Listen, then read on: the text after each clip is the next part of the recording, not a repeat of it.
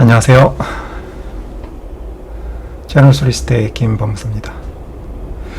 오늘은 직접 얼굴 그리고 촬영하는 것보다 제가 오늘은 일본인 사법서사 시오쇼시라고 그러죠.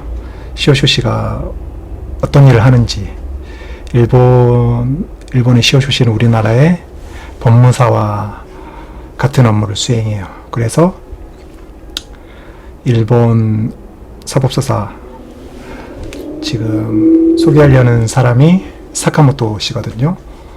나이는 1977년생, 우리나라로 따지면 43살. 그러니까 저보다 한 살 형님이시죠.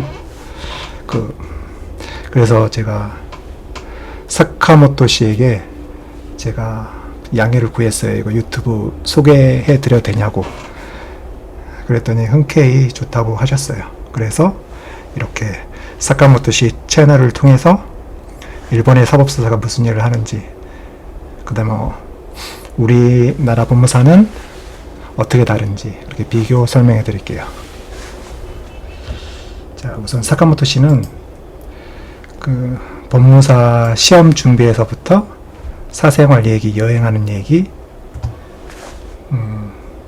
그 다음 개업은 어디에서 하면 좋을지, 그래서 법무사 수험생이라든지 아니면 일반인들에게 그 법무사에 대한 정보를 제공하고 있어요.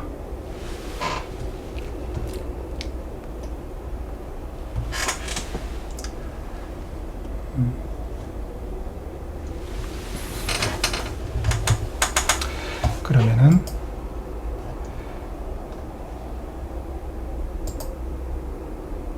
혹시 이거 일본의 사법서사에 관심이 있으신 분들은 여기 방문하셔가지고 한번 구독 좀 눌러주세요. 한국에서 김법무사 소개로 와가지고 알게 됐다고, 그리고 고맙다는 인사도 여기 남겨주시면 고맙겠죠.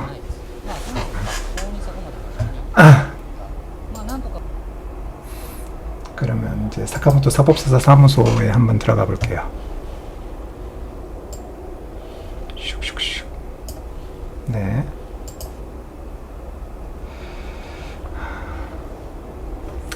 일본 사법서사 사무실도 우리나라 법무사 사무소랑 거의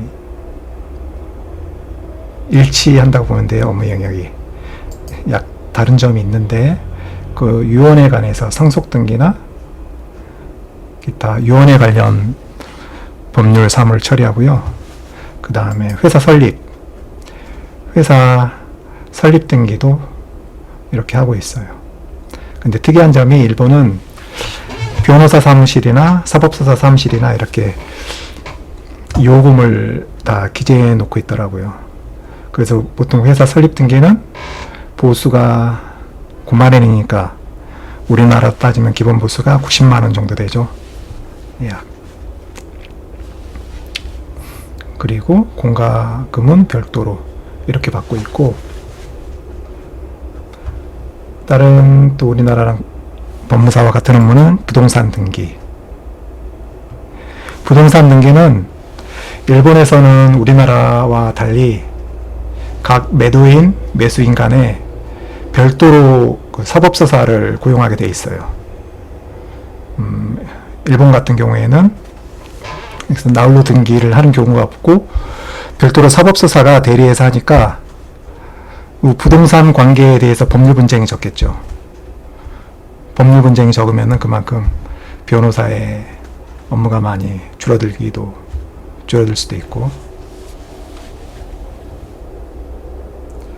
그리고 참고로 일본 변호사는 현재 신사법시험을 통해서 매년 약 1,500명 정도를 선발하고, 일본의 사법서사는 시오쇼시는 1년에 약 600명 정도 선발하고 있어요.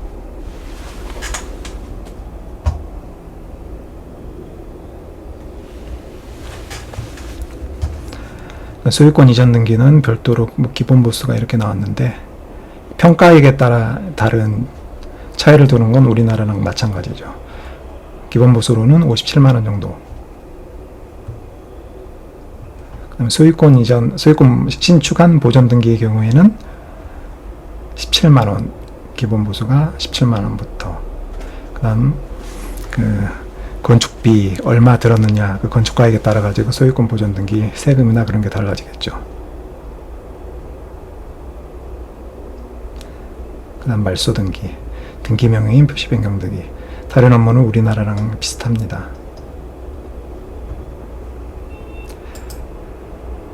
그 다음 채무 정리는 우리나라의 개인 회생 파산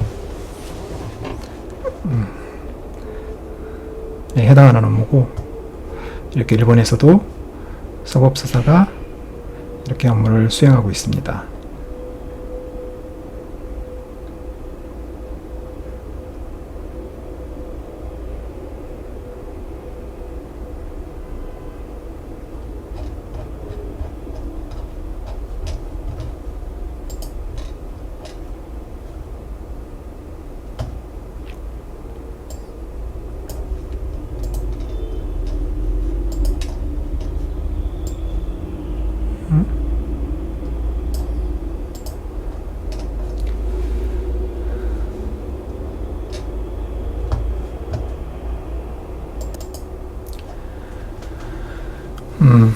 이제 성년 후견 업무도 우리나라 법무사 단체에서 적극적으로 추진하고 있는 업무 영역인데, 일본에서도 마찬가지로 법무사 단체에서 이렇게 법정 후견이라든지 의무 후견이라든지 성년 후견이라든지 이런 서견 후견 업무를 처리하고 있습니다.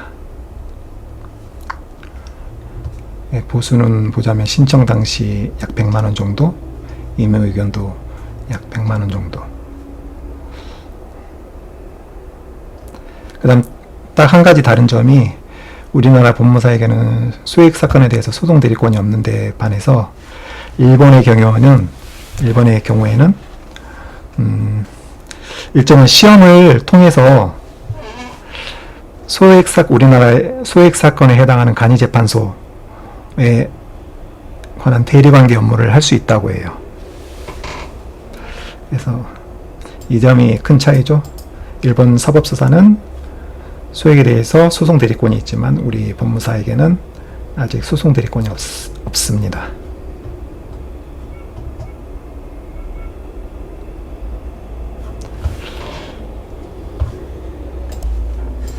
그리고 시오쇼시 사카모토 씨는 현재 히로시마 현에서 사무소를 개업하고 운영하고 있어요.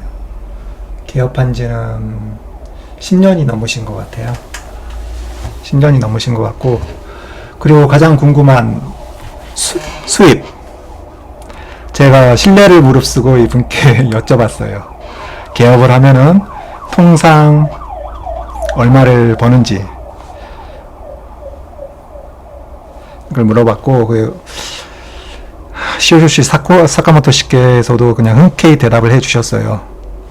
보통 사무소에서 평균적으로 한 월 720만 원을 벌고 세금을 공제하면 한 보통 600만 원 정도 그렇게 수입으로 돌아온다고. 그리고 이건 어디까지나 개개의 능력마다 다를 수 있다고. 뭐 영업을 잘 못하거나 사무소 운영을 잘 못하시면은 이보다 적게 버시는 분도 있고, 또 이것보다 훨씬 더 많이 버시는 경우도 있고 다양하죠.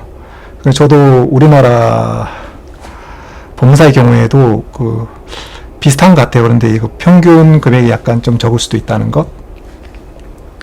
그리고 이거에 대해서 답변 드릴 때 저도 곤란하거든요. 근데 시오쇼시 사카모토 씨께서도 이거 대답을 하셨을 때 얼마나 좀 난처했을까. 그래도 여러분께서 궁금해 하실까봐 한번 여쭤봤습니다. 그리고 매너가 굉장히 좋으시고요. 보통 일본 분들이 매너가 좋으신 것 같아요. 저도 청담동에서 사무소를 하면서 일본 분이 매매 계약을 하는 걸 몇 건을 해봤는데 다 되게 굉장히 친절하시고 인사도 90도씩 하세요. 너무 당황스럽게.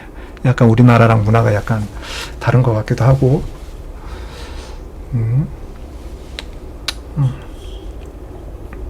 그래서 이분도, 이 사법서사님도 아주 친절하니까 여러분들께서 혹시 일본 사법서사 시험에 관심이 있다면 이분 구독을 눌러주시고 우선 그리고 한번 여쭤보시면 아마 친절하게 대답해 주실 거예요.